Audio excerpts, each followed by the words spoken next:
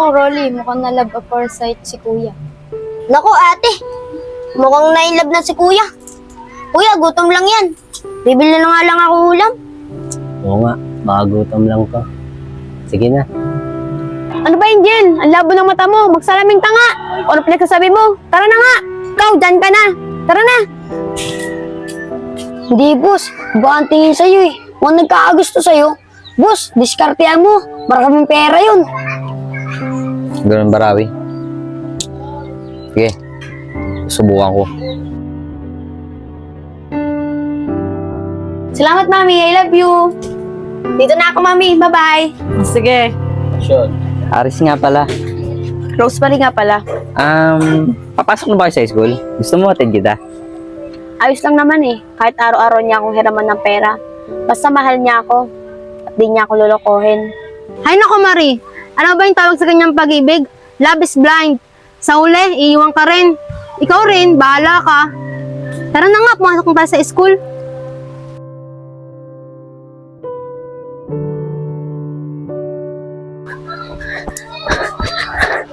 Babe, pasensya ka na. Tagalan ako ah. Oo, kagaling pa ako dito naghihintay eh. Ano, nadala mo ba yung hiniram ko sa'yo?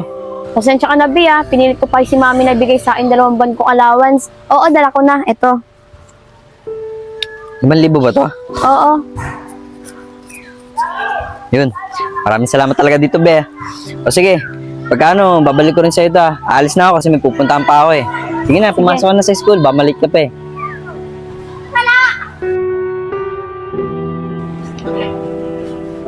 Mahal!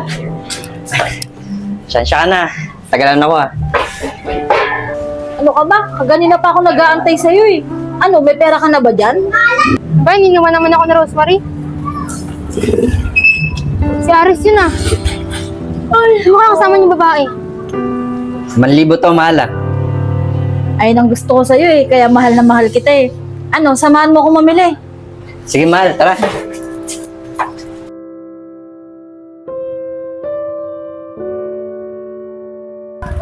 Teka nga lang, Angel. Kaya na ko pa napapansin ah. Ang tahimik mo. May problema ka ba? Marie, may dapat kang malaman. Pumuna nga tayo doon.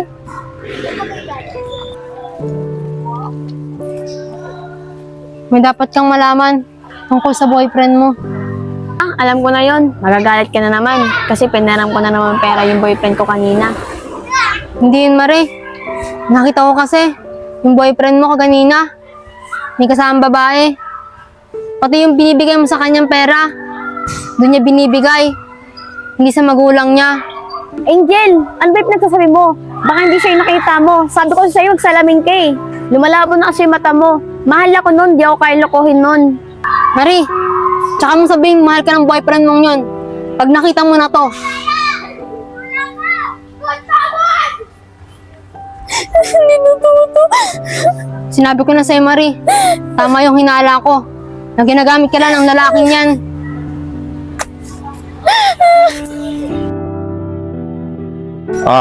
Okay ba itong pinagawa kong hideout? Di ba okay, ang ganda? Oo, okay naman. Ano naman, sakto. Alam mo naman, mainipin ako, buti. Napagawa mo kaagad to. Yung dati nga pala mga nakatira rito, ano nangyari? Anong, yung magkakapatid nung? Pinilayas ko na nung. Total nung, matagal sila kinabang dito eh. Ayun, pinilayas ko na nung. Ganun ba? Sabagay, matagal rin ako nagtago eh. Siya nga pala, kamusta yung negosyo natin rito? Anong, yung ba mga pautang natin, okay naman nung, nagbabayad naman nung. Saka yung mga sa palengke, yung mga pwesto dun, okay naman tarihan nung. Good. Siya nga pala, si Harry, si paalam mo ha. Matagal na may atraso sa akin yan. Saka hindi pa nagbabayad hanggang ngayon. Si Aris ba? Nung, mailap nung. Pero huwag kang magalala nung. Tinatrabaho ko na yun nung, malapit yung mahuli yan. Sige na, hanapin mo na yung taong yun. Sige na nung, mauna na ako nung. Teka nga muna, maupo ka muna. Ibili mo ako na ng isang bote, pampatulog ko. Gusto kong makatulog na maigi. Dahil pagod ako. Bili mo ako ng isang bote, pampatulog. Saka pulutan. Isukli, sa inam. Sige po nung, maraming salamat po nung. Sige na, sige na. Kuya, mas okay pala dito sa tinitira natin. Isa sa dati. Wala tayong matulugan. Tama ka nga, Rolly. Maswerte pa rin tayo at meron tayong magandang matutulugan. At pinatira tayo dito ni Ate Diding. Kaya napakabait niya at nagpapasalamat ako sa kanya. Sa nga pala, doon sa dati natin pinarahan, bumalik na yung may-ari. Pangalan niya Ninong. Kaya pinalayas na tayo doon. Kaya Rolly, lahat ng gamit dito, huwag natin pakikilaman. Kasi pinababantayan sa atin ito ni Ate Diding. Opo kuya, naiintindihan ko po. So, sige na, magsahin ka na. Kasi mamaya padating na si Remilin. Kasi siya muna ang pinangalakal ko. Para pagdating niya, kakain na siya. At ako naman ang mga ngalakal. So, sige na.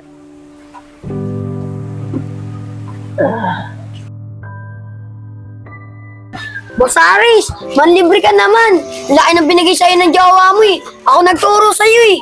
Ako ba, Rawi? Huwag kang mag-alala. Ako bahala sa'yo. Hinihintay ko lang yung girlfriend ko eh. Manghihiram muli ako ng pera. Rawi, hindi siya. Be, tara na. Be, ba't ginawa mo sa akin yun? May nagawa ba akong mali? Ano? Tinatanong mo sa akin yan? Ba't di mo tanongin yung sarili mo?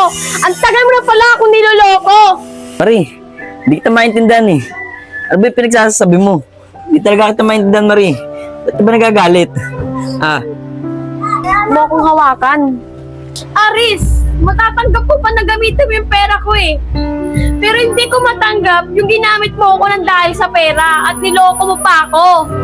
Marie, magpapaliwanag ako. Hindi ko kailangan ng paliwanag mo. Kitang-kita ng mata ko at kitang-kita ng angel na niloko mo ako. Marie!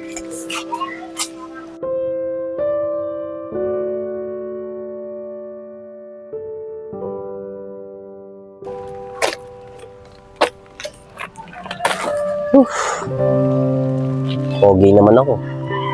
May itsura naman ako. Sabi naman ng kapatid ko, pogi daw ako. Bakit kaya ako na magkagusto sa akin babae? Siguro, ganito yung pamumuhay ko. Nangangalakal lang. Pero siguro, okay lang. Marangal naman tong trabaho eh. Ang mahalaga, makatulong ako sa kapatid ko. Saka di ko muna isipin yan, love light na yan. Dito na nga muna sa kabila. Wala na dito.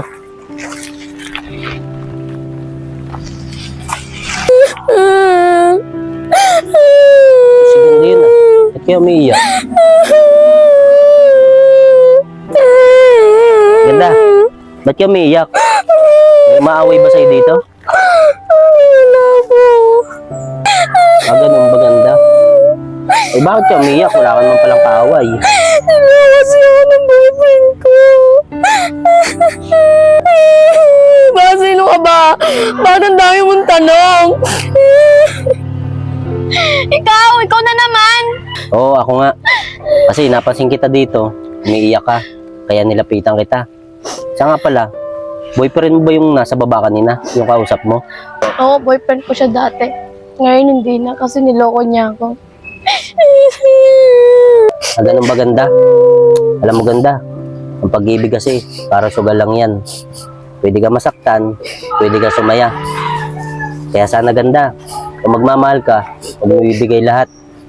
Para sa bandang huli, hindi ka masaktan. Ang galing mo magpayo at magsalita. Bakit? Nagmahal ka na ba? Hindi pa, hindi ko pa naramdaman yan. Pero naramdaman ko yan sa magulang ko.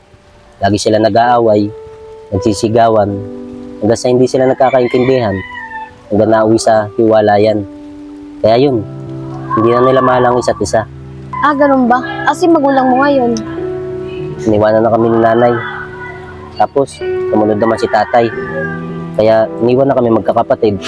Kaya ako na lang gumagawa ng paraan para mabuhay kami magkakapatid. Ah, ganun ba? Pasensya ka na.